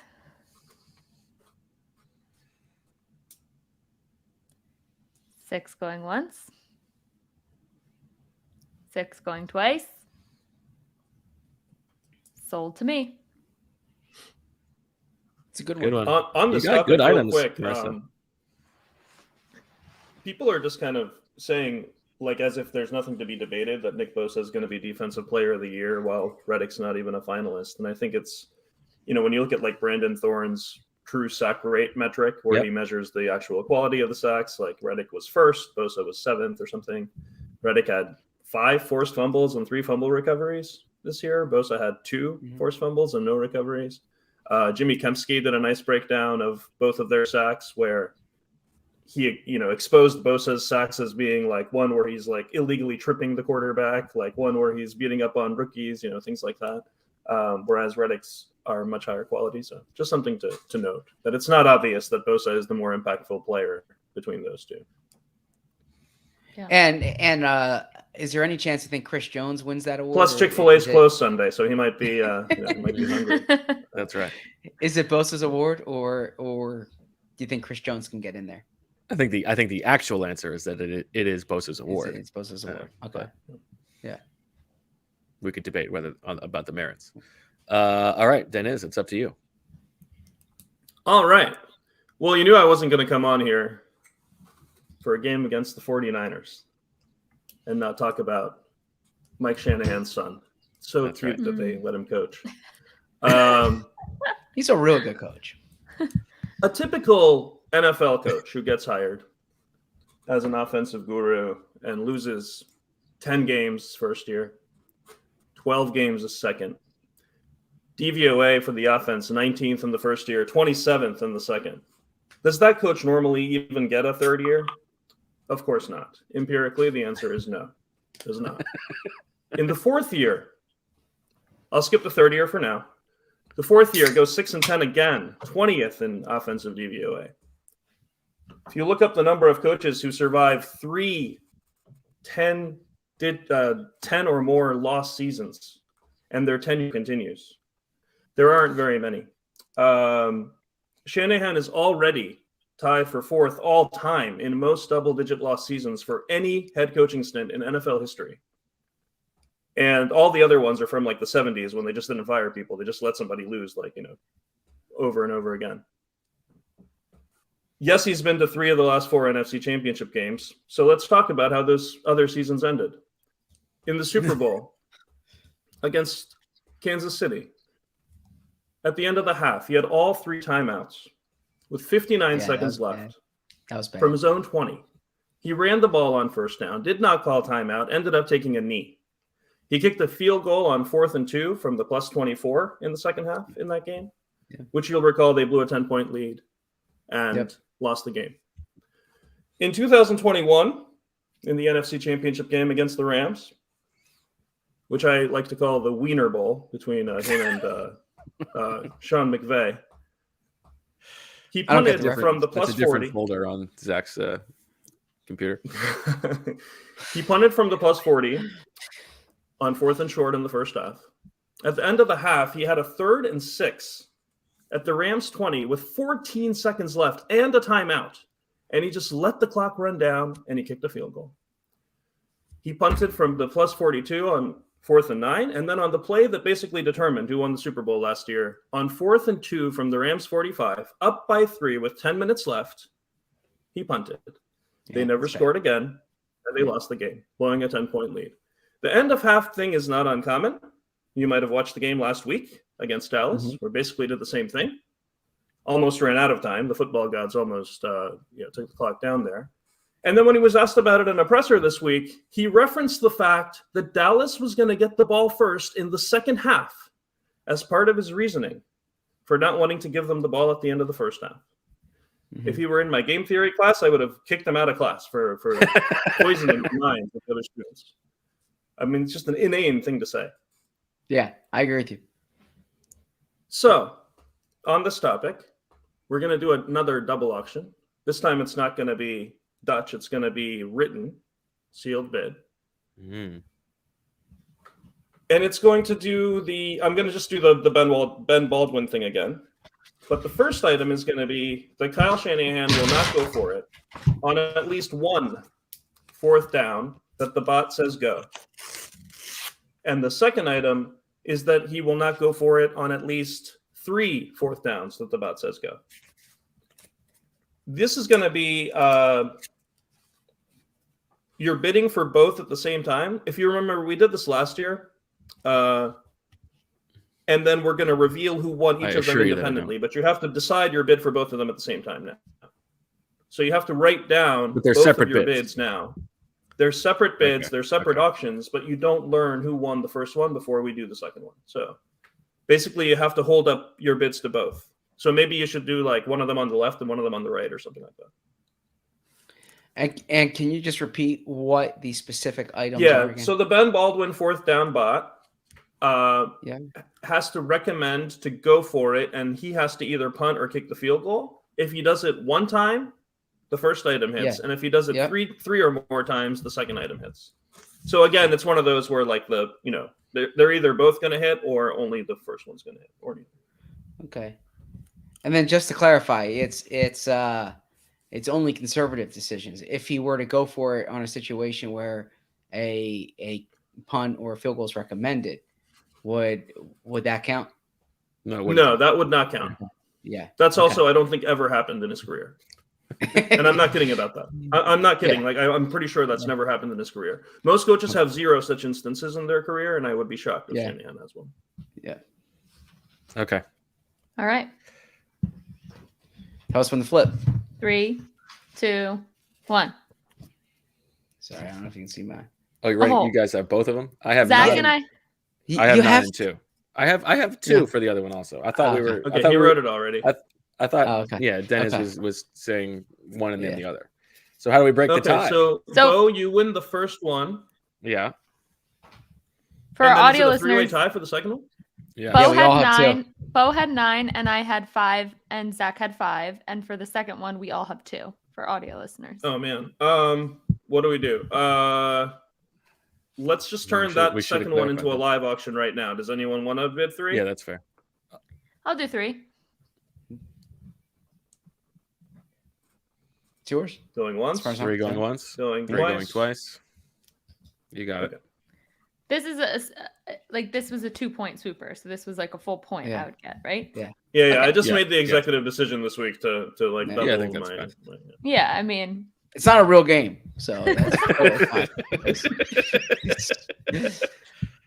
How dare you? By the way, Professor Selman, I have a question for you, unrelated, but if you have an answer real quick, like a 30-second answer, if there's any rule you would use to change soccer, what would it be? And this is a shout out to Daryl Morey's podcast on Invest Like the Best, where I thought he had really good recommendations for rule changes in soccer. And I brought this up to Bo, and Bo was so incredulous by the notion that like soccer can be changed. No, that is not what I was incredulous about. I was incredulous about the idea that Daryl Morey thinks that he has to solve a problem that doesn't need solving, and there need to be fewer players on the field in soccer. Like, get out of here. Just because something is done a certain just because something's done a certain way doesn't mean that's the way it should be done. You should always be thinking about I'm ways to not improve. arguing that. So- I'm not your straw man. I'm just talking about Daryl Morey thinking he has the answers to every problem in the universe, even ones that aren't problems. So I have a lot of thoughts. Yeah. No, go ahead. I'll let you guys bicker some more. And he asked me, Yeah. and Zach asked me what I would change, and I gave him your proposal to do shootouts before overtime in knockout tournaments, which I like. Yeah. That's good. Okay. Yeah, that's the one I would probably go Okay. with. This used to consume a lot more of my energy. When I lived in Istanbul, I had season tickets to Galatasaray, and I would go to all the games. And I think, in tournament play, if you absolutely have to have a penalty shootout as part of the way to determine the winner, having it before the extra time, before the 30-minute extra time, would make the extra time more interesting. And what I mean by that is whoever wins the shootout, it's like you get half a goal, right? So if it's still a tie after the extra time, whoever won the shootout is the winner. That way, one of the teams would always be chasing the game. And so the extra time would be more exciting. And also the game would never end with the shootout. It would end with the extra time, which is, you don't have the weird anticlimactic shootout ending. So. This is how we get crypto bros. Okay. People thinking they need to change something that doesn't need to be fixed. That's Thinking all of a sudden, wow, the entire history of the human condition has led to you being the smartest person alive. Do you know how that's also how we've literally had every progress that's scientific. But I mean that's how vaccines are. You think Thomas Edison was like a bro, like he was just like this is this unlikable jerk? Yeah. And a matter of fact, fuck that guy. Sure, he invented the light bulb, but what an asshole. Yeah, I actually think. Spitting his drink out right now. He is laughing so hard.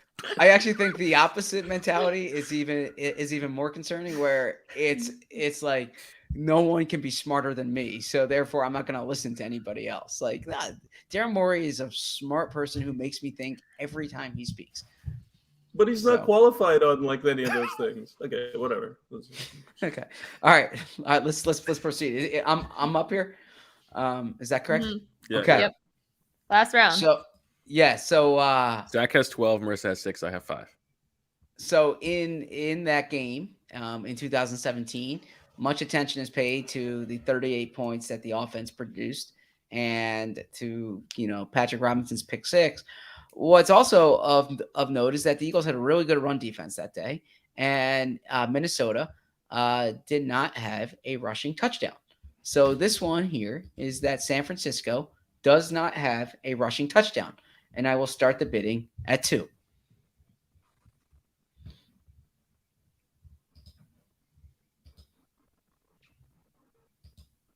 Two going once. 2 going twice. Sold. Oh, Zach. Okay, I'll take that for 2. Yeah, that's pretty good, Zach. Yeah. I don't have a lot of turkeys left, so. Jack Stoll has a catch for 1.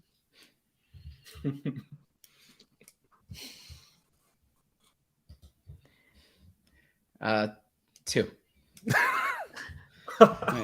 So such an exciting Yeah. Oh man. people driving just pulled over to hold on. That's this game for you, right? I think Zach is going to win this week. Jack Stoll on the season has, and this is how you can tell that Galen really trusts him. He has 11 catches on the season. And their starting tight end was out for 5 games? Yeah. So, yeah. 2 going once. But 11 catches in only 8 games. So the number of games in which it happens is actually less there you than go. that. 2 going twice. 3. Ah! Why did I do that? I think he's going to have a catch. Wow. All right. 3 going once. You know what? You can have it. 3 going twice. Sold. I do not like that. Wow. I'm shocked he went for that. Me too. So I know we have 1 item left here, and I have 10 2. turkeys. There's two items left. Oh, 2 items. Okay. Oh, that's right. Okay. Sorry about that. Sirianni, as you guys well know, makes a big deal out of how the passing game runs through the top 3 guys. And I thought it was interesting last week that Zach Pascal played more snaps than Quez Watkins. Mm-hmm. Like, Zach Pascal's out there to mostly block and that kind of thing. And when you look down at the box score after like a quarter and a half, the only 3 targets were AJ Brown, Devontae Smith, and Dallas Goedert. And so it would be a bit of a surprise if Jack Stoll is making catches. But, there's no catches. One catch. Just one catch. Yeah. Yeah, that's true. All right, Marissa. Okay. Brian Dawkins is an honorary captain. Oof. And I am going to start the bidding Good one. at trying to game theory this at 6. And he literally has to be an honorary captain. He like, can he be recognized? No, Or honorary he has captain. to be, so he has to be the coin. Okay. I saw an unrelated piece of news that Nick Foles will be in town on Monday. Yes, we can Yes. That was also a to potential. testify I had. against the Eagles, but yes. Okay. So Six going once. 7. That's Okay. all. It's yours. Okay. Yours. So I think I did that correctly. Yes, you did. Okay. And people in the chat are saying that's already been announced. So I don't. Okay. Oh, it has? I don't know. People in the chat are saying that. It has actually. Yeah. So, Oh, did you look that up, Zach? Knew it. Wait, what? I didn't look at. No, he didn't No. look it up. He knew it. He knows Yeah, everything. Yeah, Oh. yeah, I know it. All right. Deniz, close us out. Wait, so who are the? Is it just Brian Dawkins? Is that all they announced? Wow, I didn't know. That was a chat submission, so I just went with it. We talked about it on the previous show or one of the shows this week. Yeah, I asked Dan My McQuaid bad. who it should be, and Yeah. we did actually. We mentioned Dawkins. We mentioned Dawkins and Foles. And yeah. Zach is going to win this week. Okay. All right, Deniz. I just want to make the last one because this is like NFC Championship game. I didn't want the last one to be like, the 21 personnel of San Francisco is overrated, Sure. kind of thing. We can talk about that after if you want, but Mhm. this is the NFC Championship game. The Eagles have been in this game 7 times since the turn of the century, more than any other team. 5 times at home, more than any other team. I think it's important to 5 times being the number 1 seed, more than any other team in the NFC. And these are all second in the league to the Patriots overall. I think it's important to understand that, like, as fans, like it can be easy to forget that, you're supposed to only be in one of these things like once every 8 years, right? You're supposed to host it once every 16 years. Like this isn't something that's supposed to happen all the time. And the Eagles are the better team. Like, you guys did the Quail of the Tape yesterday. And it's like, when you really think about it, if you just told somebody that there's 2 teams playing and one of them has a better quarterback, better offensive line, better pass rush, better defensive line, really, the better outside corners. Like, I just listed the top value positions. Yeah. Like, Yeah. wide receivers as well, I would say, like, definitely the better ones. Though one of their wide receivers can also play running back, which we're supposed to be impressed by. Shortening his career, not really doing anything else. You have great how comedic would timing. you feel if AJ Brown took 7 snaps as a running back in this game and he depends on how averaged he like looks from 3 yards behind. per carry? Would you be like, oh, that's a clever use of that guy? Like, really cute. So anyway, the point is, I'll let the other team have the better off-ball linebackers, right? Better safeties. The running back who can also line up in the slot. Okay. That's fine. Home field advantage, the longer rest, like all these other things. And then just a massive difference at quarterback. And I think this team and this like era is going to belong to Jalen Hurts. I'm totally bought in. And Jalen Hurts ain't going to lose at home to Brock Purdy. And so the swooper is the Eagles win the game. That's the item 1. Of course, this is a double 1 as well. And then the Eagles win by more than 14 points is the other one. because that's what I think is going to happen. Is this a blind auction or is this a writing down one? And is there Yeah, borrowing? let's make this one. Let's make this one. No borrowing. I Double thought, Dutch. How can you because- borrow? More fun. Yeah. So, let's do the double you Dutch borrow? with borrowing. With borrowing, Oh, you but can borrow. How There's can a we next borrow? week.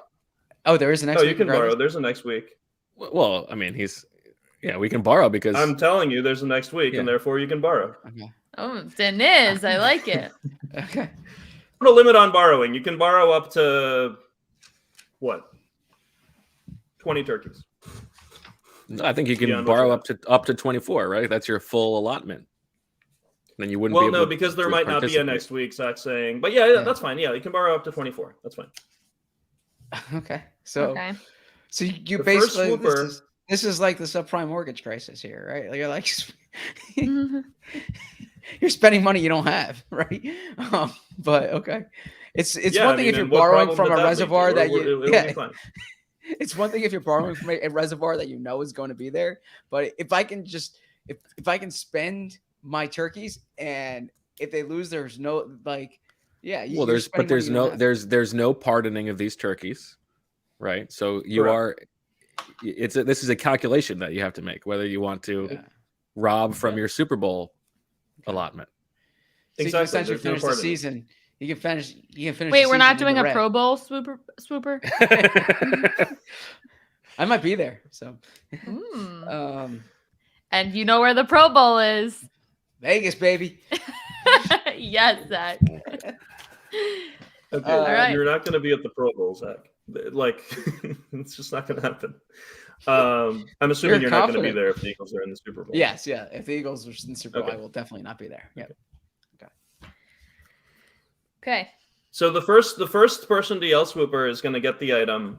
Oh, I thought we were doing game. blind. I thought we Oh, were writing it down. Oh no, we're doing Oh, no, Dutch. We're no. doing Dutch. Yeah, don't Dutch. Okay. Dutch is from And then the from- second person to yell Swooper is going to get the item the Eagles win by. Oh, okay. Did I say more than 14? More than 14, not even 14. More than 14. 15 or more. Okay. Okay. What am I counting down from? 30. Okay. Because Marissa ready? has 6. Got it. 30, 29, 28, 27, 26, 25, 24, 23, 22, 21, 20, 19, 18, 17, 16, Swooper. 15, 14, 13, 12, 11, 10, 9, 8, 7, 6, Swooper. 5. Okay. So Marissa got the second one for 5. And Bo, what was yours at? I thought Marissa was 16. at 6. Marissa's was at 6. Yeah. I'll take it for 5, but Yeah. I No, went yeah. with what I had left. So 6, yeah. 6. So- Okay. I got it for 16, which I had 2 turkeys to spare, so I borrowed 14 turkeys, which means I would have 10 going into next week. But if the Eagles wear white socks, I'll be back up to 22. Oh, dang it. Okay. So I I'm have sure you the talked to some Eagles- people this week about the socks. I Yeah. haven't. I should have asked, actually. Honestly, it's a bad job by me being in the locker room as long as I was and not asking what color socks they were going to wear. I have the Eagles win the game. Jack Stoll has a catch. Kyle Shanahan doesn't go for it on 4th down at least once. The Eagles play a plurality of 21 personnel. There is a 12. passing 12 touchdown personnel. for the Eagles of 12 personnel of 40 yards or more.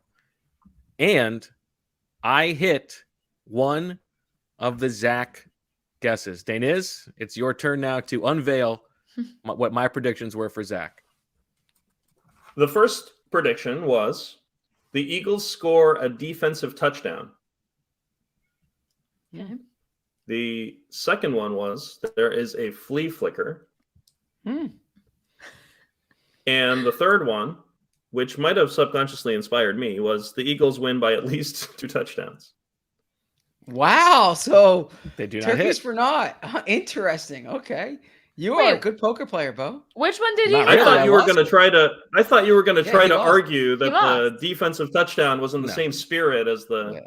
it was in the same spirit, but that doesn't. I think Yeah. even I can say that does not count. So you I thought I thought was that, gonna I keep thought hitting. for sure that Zach was going to go with something like that on the Patrick Robinson one. Instead, he goes for just a normal first half turnover. What is that backing off of the bit?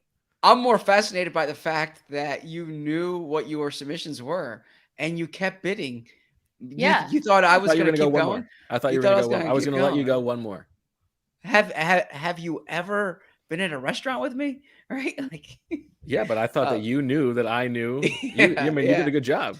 okay. Yeah. But Zach, Um, he also had two more. You also had two more submissions to make. Yeah, you had two more submissions. I could have hit, True. but once he said he was going general, I felt Uh-huh. like I probably wasn't going to hit the. Okay. I thought maybe the Eagles win by 14 points or more Okay. might hit, but so I whiff on that one. By the way, can you? I'm sorry. You finished, and then I'm going to ask you something.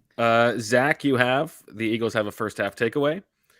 The Eagles go for attempt a deep shot on the first offensive possession of the game. They complete a deep shot on the first possession of the game. Deniz, was that complete or it's successful? Does pass interference count for Pass that second interference counts. Does Pass count for the interference second one. counts, but Okay. not if it's just like illegal contact 5 yards or something. Then it doesn't count. It has to Okay. actually get like Okay. The Niners do not score a rushing touchdown, and Brian Dawkins is a captain. So we end this with me knowing that I'm not going to hit one, and Zach knowing that he's going to hit at least one on Dawkins based on the Eagles announcement. Marissa, has the home teams this weekend passed for more yards? The quarterbacks for the home teams passed for more yards than the quarterbacks for the away teams. Hassan Reddick has more sacks than Nick Bosa. The Eagles win by more than 14 points. And what is this third and fourth down thing that you got for 3?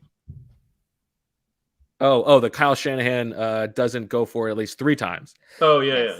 yeah. on the fourth down suggestions. What was your question, Zach? I was going to see if I gave you 3 guesses, could you name who's singing the national anthem? I mean, I feel like Marissa could because she's really good at this. I don't know. I'm not good with I listen to just country music. I don't know. Is it like a Boys to Men. No. Is it a popular artist? Yes. I mean, popular, it's popular old school, I would say. Okay. I'll give you a hint, and this will probably give it away to Bo, but it is someone who Jalen Hurts listens to.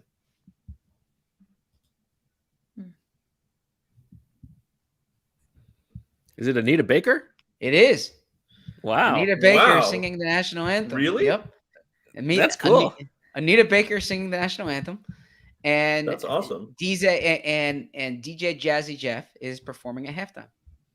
That's less awesome, but that's okay. And Brian Dawkins is the honorary captain. Wow, Anita Baker, that's great. Yeah. That's Deniz, amazing. we got about 19 minutes before Zach has to go. Well, actually, we have less than that because 'cause we have a 'cause we got cameo. cameos. Yeah. So we got about 9 minutes before Zach has to go. Shout out to Naya Kapadia and her class because after Zach's infamous Anthony Gargano interview today on 97.5, the interminable interview that he has every Friday, apparently Naya's school called in and sang "Fly Eagles Fly," and Naya went to school today wearing the Tyree Jackson gun violence jersey that was gifted to us during the Ospreys, which, I mean, amazing. she had to have been one of at least no more than 3 people at school today with a Tyree Jackson jersey on. Deniz, world, so now that we have And 8 Naya minutes- was honored, and Naya was honored to be on the same radio program that Daryl Morey was on today. That's pretty good. and Leela gets a shout out too because she's selling Girl Scout cookies. So go to yes, Shields. I put my order in. Yep, me too. I Michael's feel very like excited. I feel like I could have gone harder to the rim on that. I just went straight to Thin Mints to Caramel Delights. I feel like I could have gone harder. Oh, we ordered 6 boxes over here. Yeah, bad job by Yeah. me. So Deniz, you've got now 7 minutes to get any thoughts that you'd like to get off your chest that have not happened yet. Actually, that's not true. You got like 4 minutes because we have to do our We have predictions. predictions, yeah. Okay. Evren has been wearing his Jalen Hurts jersey every day and doing like imitations of Merrill as he throws the football to himself, which has made me really happy. This is the first time that he's kind of aware of what's going on in an Eagles run.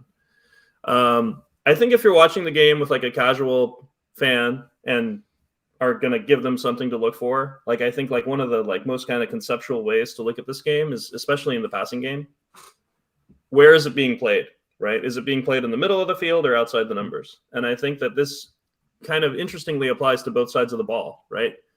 The Eagles are going to want to attack on the outsides. The strength of the 49er defense is on the insides with the linebackers and Jimmy Ward and Hufanga, the safety, are all very good in the middle. They play a lot of cover 3, which is going to possibly leave the corners exposed on the outside. I think it's really funny that Charvarius Ward traveling is a topic. Like Charvarius Ward was not considered a shutdown corner when he was in Kansas City. Like suddenly it's like, oh, is he going to travel? Like who cares if he travels? I think when the 49ers have the ball, when you watch them on film, it is crazy how like 3 guys run vertical routes and they all run in breakers. Like it's really impressive actually that they don't run into each other. Like how in breaker based the passing game is. They'll do 3-level stretches, which a lot of teams do, to the sideline. They'll do it between the numbers. Like they'll have 3 guys at 3 different levels between the numbers. And Fran Duffy, the great Fran Duffy, retweeted something that he had tweeted himself back in 2020 about Brock Purdy and how he's comfortable throwing between the numbers, which actually explains why Shanahan wanted to draft him. So it'll be really interesting to see if the Eagles 2 years later. It's really good. The Eagles will obviously be focused on trying to take that away. Looking at last year's game, the Eagles played heavy cover 2, cover 4, cover 6. There were 2 snaps of man coverage in the entire game and 2 blitzes in the entire game. This was early, very early Gannon.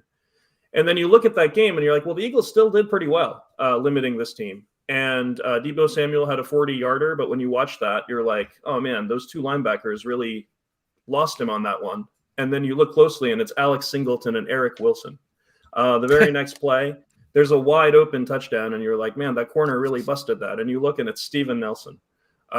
Jannard Avery played 39 snaps in that game. The Eagles played heavy base defense with Jannard Avery dropping into a zone. Like that was the main thing that happened. There were only 3 snaps of the penny defense, which we're probably going to see a lot more of this time. There was a brutal 17-play touchdown drive where San Francisco was 4 for 4 on third downs. Running counter and crack toss and all this kind of stuff that the Eagles are much better at stopping now. And it was awesome to hear Michael the other day talking about how good Linval Joseph is against outside zone, because that's like so counterintuitive that like this big nose tackle is good at stopping like an outside run. But that kind of stuff that San Francisco likes to do is going to be a lot harder. So that's just one of those, you know. Am I out of time? If I'm out of time already, you can. No, that was helpful. Yeah. Very quickly, why don't you give us the 21 personnel is overrated? Oh my goodness, yeah. So just watching, I was like, this 21 personnel is like not explosive or anything. Like I'm not sure why it's so loved. And I, you know, because I don't have the True Media password yet, I just looked this up somewhere else, and the Eagles 12 personnel had higher EPA per play than the 49ers 21 personnel did this year by a lot. It was like 0.23 to 0.07. When you filter for just McCaffrey, it goes up a little bit, but not very much. Sheil looked up the so-called death lineups ranking amongst like other skill position group lineups in the league, and he found that they were 42nd out of 92 skill position lineups that played 50 or more snaps. In EPA per play, they were 38th in pass and 56th in rush. So they're not particularly good at either one. It's one of those things where it's like if you have a band where like the bassist plays the drums on one song, you know, and like the singer plays like the bass or whatever, or the guitarist plays the bass or whatever, and you're like, oh, that's kind of cute that they can play the other instruments, but that doesn't make that song better than the other songs, right? Like, and I really think that that's what the 21 personnel is. It's like the fullback lines up as a tight end, and the running back lines up as a receiver, and the receiver lines up as a running back, and it's like, okay, it's cute, but it's not. The song's not any better, right? The product isn't any better. And have you heard about this trend of positionless players, by the way? Mm-hmm. I have. I know you love, you know, like you must love the 21, Zach. Like I was thinking it's tailor-made to, you know, I get it.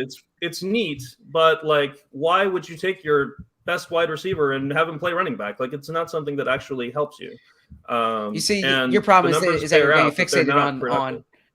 yeah, your problem here is that you're getting fixated on positional labels, right? It's that just view them as 5 skill position players, and it doesn't matter if Kyle Juszczyk is a running back or a tight end, if Debo is a wide receiver or a running back. Yeah, no, well, I'm those numbers are no matter what they're doing. They're 42nd out of 92 skill position lineups. I don't think any of the top 41 are known as the better than death lineup. So,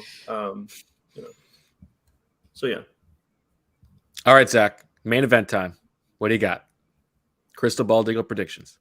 Sure. So the line here is 2.5, and the over under in this game is 46.5. Okay. I think Professor Feldman put it so well that if you simply looked at, if you told me there was a team that had an MVP candidate at quarterback and the other team had a rookie quarterback, okay, who is starting the first road playoff game of his career and was open the season as the third stringer. All right. And you just told me that. And then you didn't get into the rest of the roster. And you told me, by the way, that MVP candidate quarterback was at home.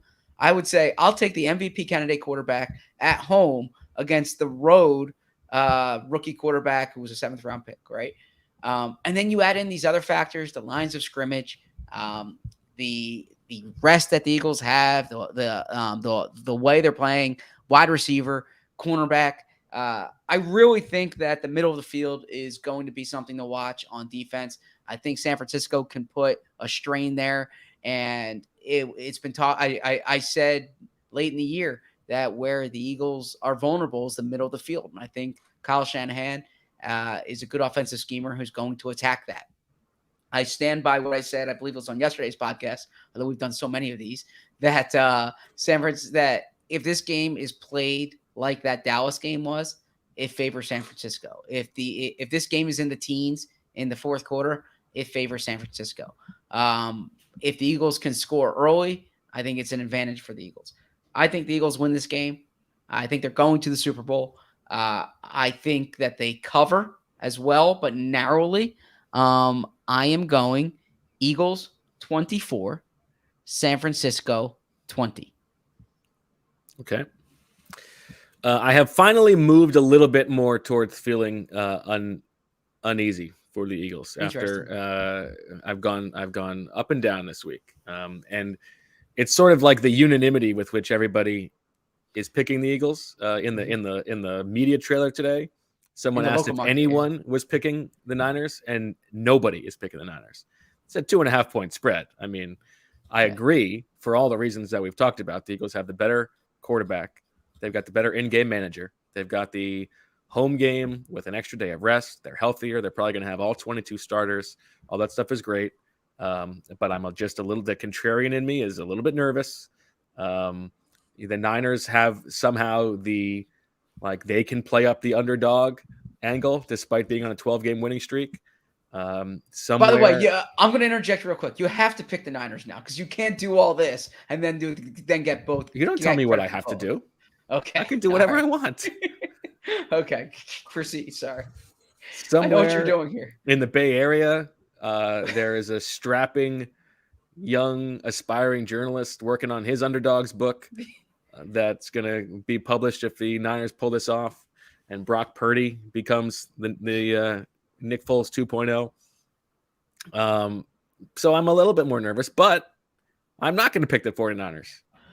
I'm going to pick the Eagles because they do have the better quarterback, because everything that we have watched about Jalen Hurts this year and the way that he, like his force of personality pulls this team up, tells me that they're not going to lay an egg. Yes, there is the possibility of a loose turnover, and that could change the game. Maybe this is a game with 8 or 9 possessions, but I'm gonna choose to believe that Jalen Hurts will get it done. And I think that we didn't even talk about really Devontae Smith. I think Devontae Smith has a big game here, and I think the Eagles win this game. And Kyle Shanahan, I can't make the mistake I famously once made in the NFC Championship game, predicting that Pat Shurmur was going to come into the link in the NFC Championship game and win a game. And Kyle Shanahan may not be Pat Shurmur, but he's not far off when it comes to game management. So Pat give me Shermer was the offensive coordinator at the time. Yeah, I'm aware. Okay. Yeah, Okay. you weren't part of the show back then. Don't worry about it. No, I was not. I had time on my hands, actually. So, yeah. I'm going to pick the Eagles to win this game 27-20. And Zach books his flight to Arizona. And we all got to hang out with Feldman. Yeah. Bo, it's So the just one NFC thing here. Championship game, and you forgot to pander to the fans. What about the fans? The impact of the fans. Come on. Yeah, the impact of the fans. Yeah, we've already talked about it. We talked about it at the top of the show with Colleen. So, Okay, I thought you so were going Bo's to on the So Bo's on the record for saying that the Eagles are going to win. But if in some event the Eagles don't win, Bo warned us that everybody else was confident. But he saw this. He saw this coming. So you have both sides covered here. It's not my first rodeo. This is year 6. I need a shield reaction to this, because this is I've seen you play both sides, but not like that was. Well, then you haven't been paying attention. That was a chef's kiss. All week one, I've been right? saying I think the Eagles are going to roll. Now I'm walking it back a little bit, but yeah. So that was a chef's kiss. Is that am I using the term correctly? no. Okay. But that's okay. Okay. That was really well done. Well, it has been Feldman can't wait to meet you guys. So likewise. It has been quite a week. We'll go to Arizona State's campus together. Yeah. We'll just ogle for hours on end. For Zach, for Marissa, for Deniz, for Dan, for Michael, for Tim, for Colleen, for everybody who has been kind enough to join us throughout Miners Week, we thank you very much. We will talk to you perhaps during Superb Owl Week. But for now, we say goodbye. We will talk to you late Sunday night. For all of us, as always, we love you.